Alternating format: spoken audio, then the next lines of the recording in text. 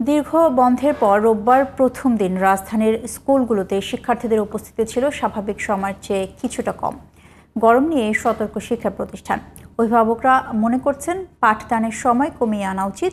এদিকে শিক্ষামন্ত্রী ঢাকায় এক অনুষ্ঠানে বলেন, কোনো জেলায় তাপমাত্রা ৪২ ডিগ্রির উপরে গেলে সংশ্লিষ্ট এলাকার সব শিক্ষা প্রতিষ্ঠান বন্ধ করা হবে। সাইরাস মাহমুদের রিপোর্টে বিস্তারিত। স্বাধীনতা দিবস, পবিত্র রমজান, শবে কদর, ঈদুল ফিতর সহ অন্যান্য ছুটি মিলিয়ে টানা ২৬ দিন বন্ধ থাকার পর ২১ এপ্রিল থেকে ক্লাস শুরুর কথা ছিল, কিন্তু আবহাওয়ার বৈরিতার কারণে তা পেছানো হয় এক সপ্তাহ। যদিও সারা দেশে এখনও বইছে তীব্র তাপদাহ। এরই মধ্যে আগের ঘোষণা অনুযায়ী কিছুটা নিরুপায় হয়েই রোববার খুলেছে স্কুল কলেজ। রাজধানীর স্কুলগুলোতে শিক্ষার্থীদের উপস্থিতি সন্তোষজনক বলে জানান শিক্ষকরা।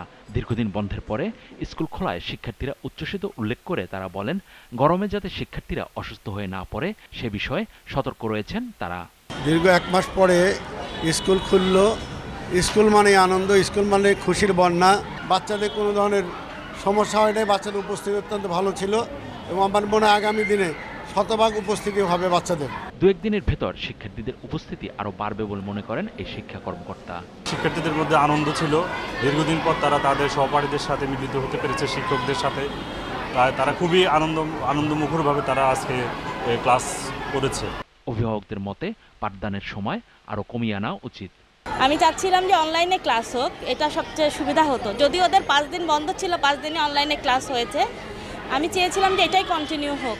এদিকে ঢাকায় এক অনুষ্ঠানে শিক্ষামন্ত্রী বলেন, তাপমাত্রা ৪২ ডিগ্রির ওপরে গেলে সংশ্লিষ্ট এলাকার সব শিক্ষা প্রতিষ্ঠান বন্ধ রাখা হবে। 5টি জেলায় তাপমাত্রা 40-এর উপরে যাওয়ার পূর্বাভাসের উপরে ভিত্তি করে সারা বাংলাদেশের সকল শিক্ষা প্রতিষ্ঠান বন্ধ করে দেওয়াটা যুক্তিযুক্ত নয়।